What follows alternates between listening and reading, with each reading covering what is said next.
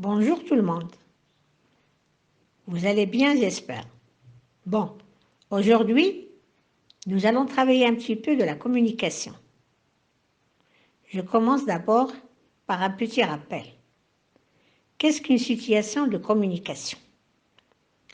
Alors, on a déjà dit, pour qu'un message oral ou écrit puisse exister, il faut un certain nombre de conditions. 1. Une situation précise dans laquelle se trouvent les interlocuteurs. 2. Des partenaires déterminés par une identité, âge, sexe, métier, position sociale, et éventuellement un caractère, une attitude. Ces partenaires peuvent, dans la situation, partager certains savoirs. 3. Une intention de communiquer. L'émetteur, en prenant la parole d'un énoncé, exprime une intention précise. C'est ce que nous allons voir à partir du support que vous allez observer. Bien. Vous avez devant vous ici une bande dessinée. Il s'agit d'une conversation entre le metteur en scène et le producteur. Alors, essayez de bien lire, et on va trouver l'acte de communication, c'est-à-dire l'intention exprimée par l'émetteur. La phrase que vous avez là, par exemple,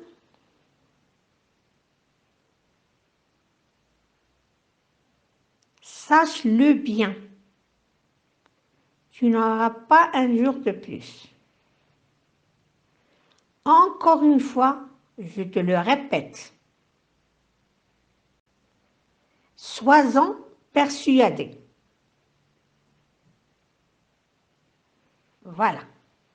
Ces moyens-là nous permettent d'insister. Qu'est-ce que ça veut dire? Insister, c'est s'arrêter avec force sur un point particulier. Mettre l'accent sur quelque chose. On peut insister sur l'acte de parole lui-même. Je le dis et le redis. Ou sur un fait. J'insiste sur le fait que. On peut insister en ajoutant une certitude, une conviction personnelle.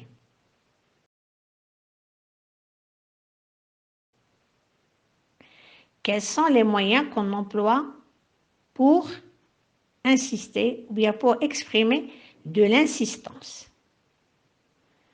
Alors, on emploie des verbes je dis, déclare, affirme, répète, souligne que, je le dis sans hésiter, bien haut, je t'assure, te garantis que, j'attire ton attention sur le fait que, j'insiste sur le fait que.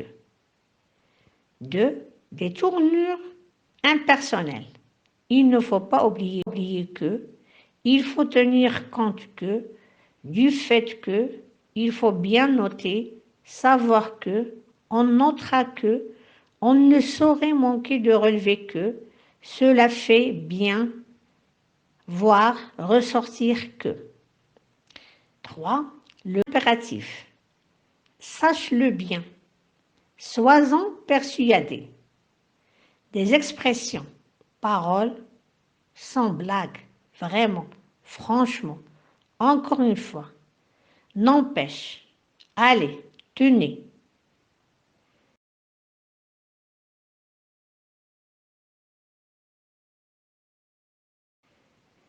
2. Aspect particulier de l'insistance. Petit a, la certitude. Pour insister en ajoutant une certitude, on emploie « il est évident, sûr, certain que, bien sûr, assurément, évidemment, je lui ai dit que. » B. La conviction personnelle. Pour insister, en ajoutant une conviction personnelle, on emploie « je suis persuadé, convaincu, sûr que ».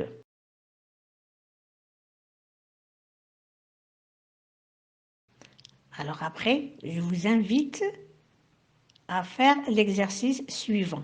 Comme toujours, si on vous donne la situation, il faut trouver l'énoncé et vice-versa.